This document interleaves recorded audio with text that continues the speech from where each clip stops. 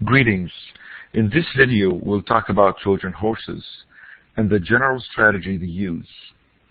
I would like to discuss some history first, as it will help us understand how a Trojan horse behaves and the strategy it uses to damage computer systems.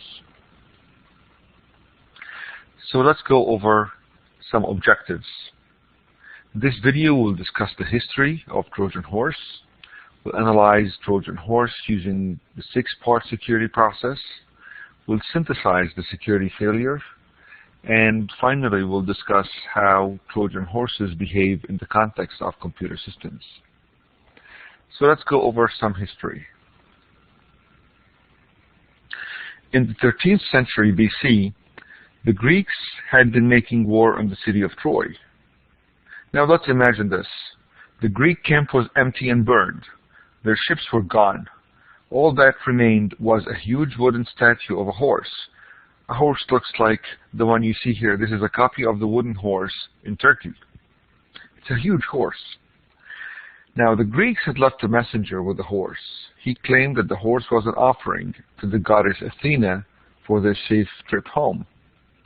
The people of Troy already dragged this huge statue through the gates and inside the city. So let's take notes of important key items here. Gates. We'll take notes of them so that when we analyze the security, we'll refer to the important key items here. So many Trojans, including Helen of Troy, saw the horse as a menace. They said it should be broken up, burned, or dragged to the city heights and pushed off, letting it fall to its ruin. Others argued that the statue should be kept as an offering to the gods, while the city celebrated its victory against the Greeks. Now this argument was enough to satisfy most people, and the celebrations began. Helen's suspicion, of course, was correct. Hours later, a force of Greeks emerged from the statue. They found the city asleep after the night of festivities. The soldiers opened the city gates to admit the rest of the Greek army.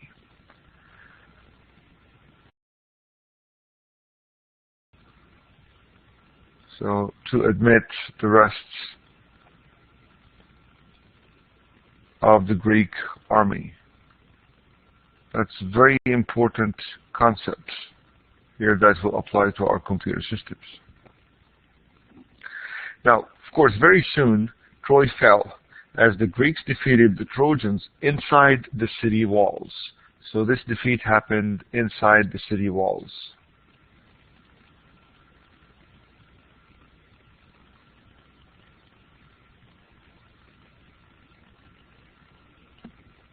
All right, so let's go through the analysis, a high-level analysis of this story.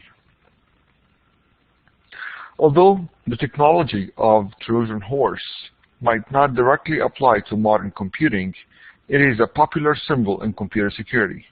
When a computer program contains secret malicious behavior that may injure its unsuspecting user, we call it a Trojan horse.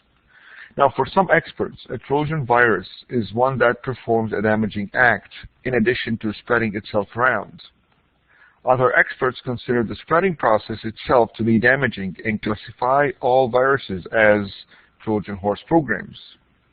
So let's talk about the 6th level part security process and map it to the original Trojan horse story.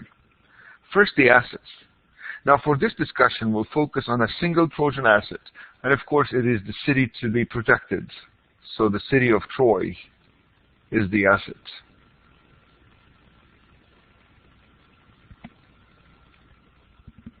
Now, for the city to thrive, the people need food and trade.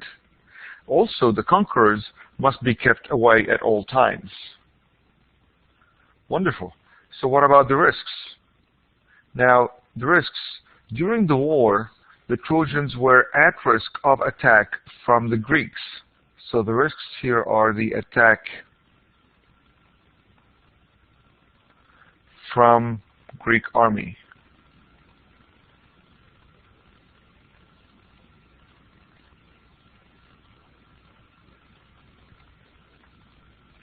The ancient city of Troy was protected by high walls that made it invulnerable to direct assault by soldiers, on foot or on horseback. Now, primitive weapons of the time could not breach the walls while defenders fought back. The remaining weakness was the city gates, which needed to be opened for trade and provisioning, and closed when Greek army moved to attack the city. Now, the policy here would be extremely interesting and ties very much to the risks, because since we're focusing on the safety of the city of Troy itself, the security policy would simply forbid enemy warriors. So the policy here would be to forbid Greek warriors.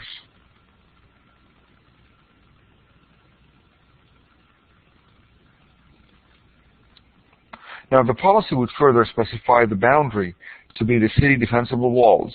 If the Greeks were kept outside, the Trojan defenders can rely on the strong gates and the high walls. Okay, so let's take a look at the implementation. Now, we have specified the policy in terms of the city boundary, and the boundary is implemented by the city defensive walls. Now, the city has a main gate, just like a door that has two states. So let's take a look at a schematic diagram of the city. So this would be the city of Troy.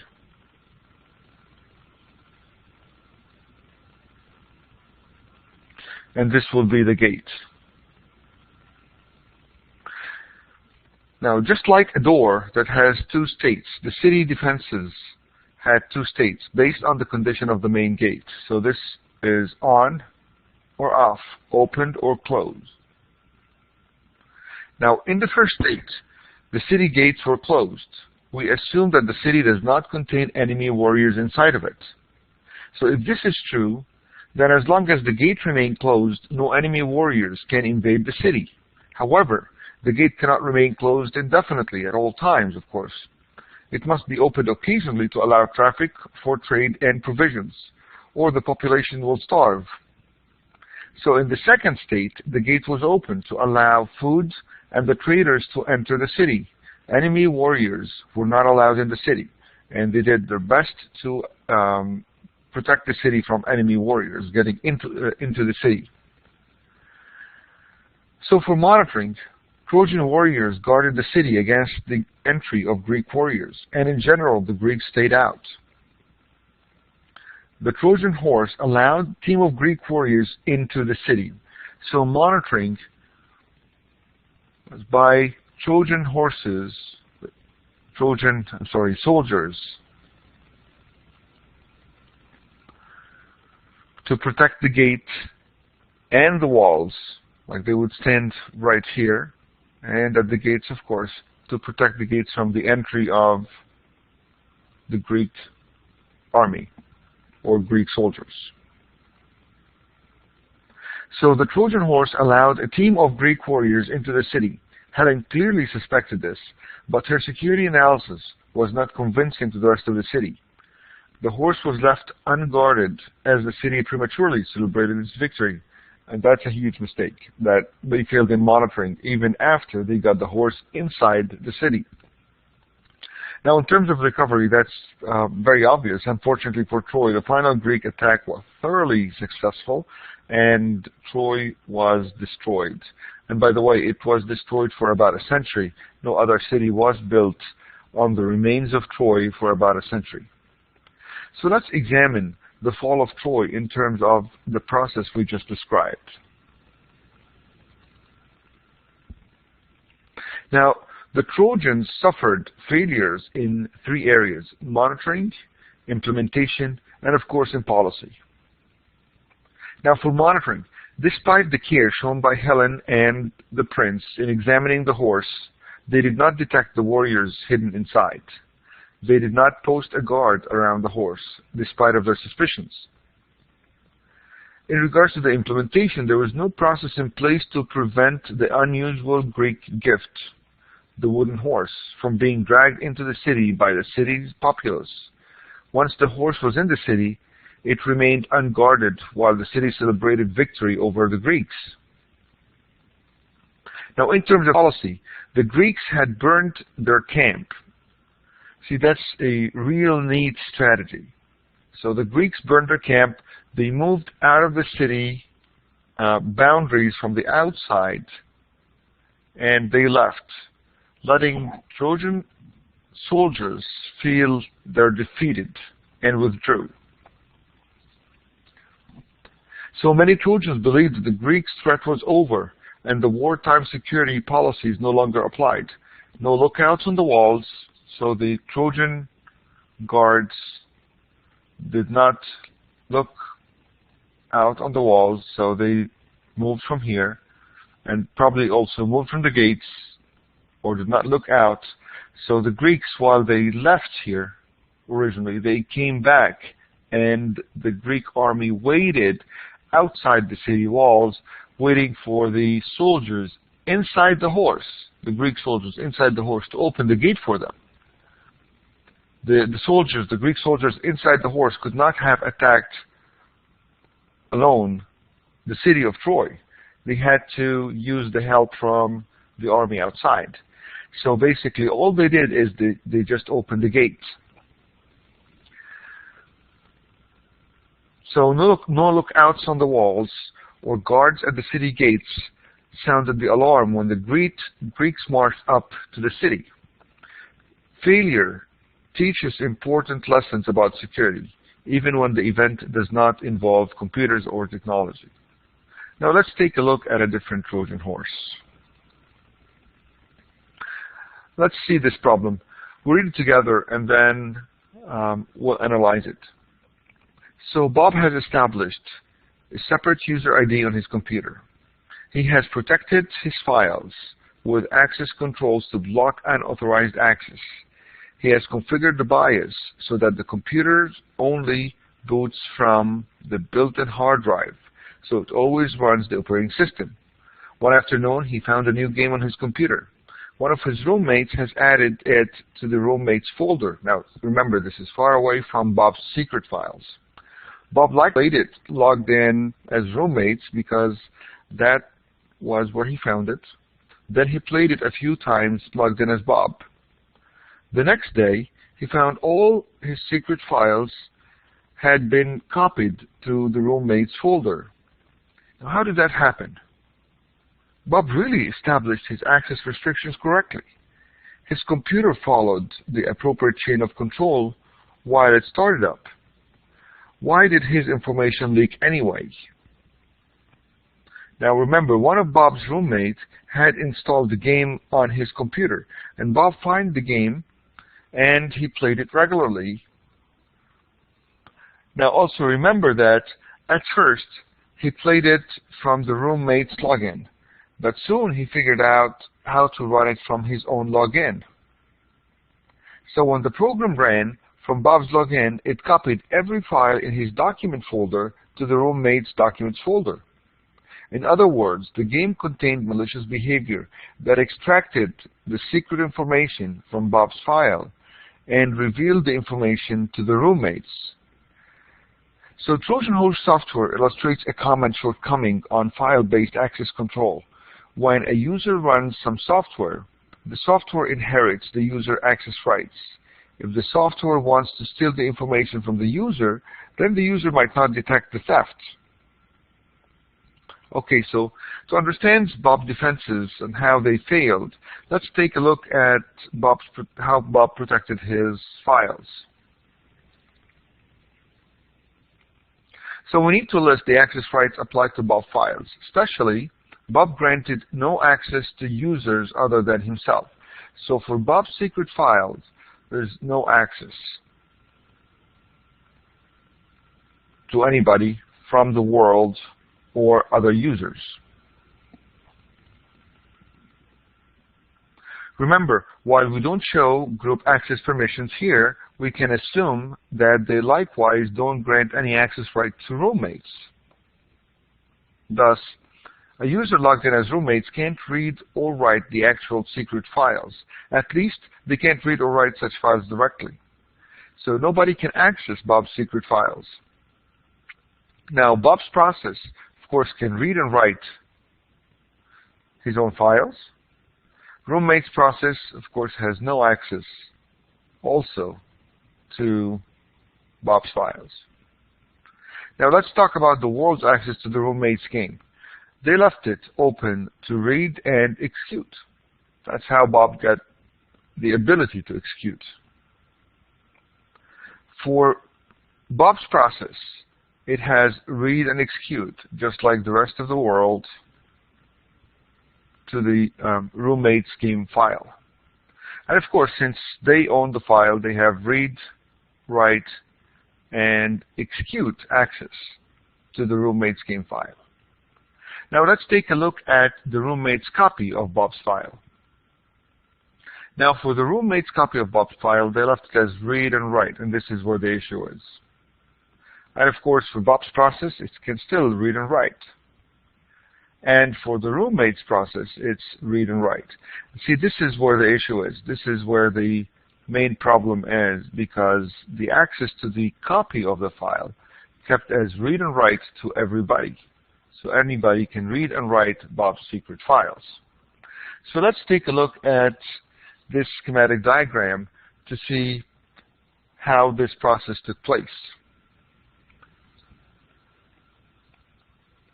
So now when Bob runs a program, the program starts a process. The process follows the instructions listed in the program. Now using access rights belonging to Bob. If the program says, let's copy secret files to somewhere else, then the process follows those instructions. Bob's secret files still can be read by roommates, but the process creates a new copy of those files. Roommates can read those files. So in this diagram here, we show how the Trojan game works. So let's divide up the resources into those on the left belonging to Bob, right here, Bob's resources, and those on the right belonging to the roommates, right here. And let's create the arrows. Now the arrows and the RWX, the read, write, execute notation, indicate the user access rights. Roommates cannot access Bob's secret files directly because there's no arrow connecting it to roommate's process. So we're not going to create an arrow between roommate's process and Bob's secret files. So basically, Bob's game process has read and write access right here to Bob's files. And then the game executable file and Bob's game process, there is a read execute. That's how Bob got to play the game to begin with.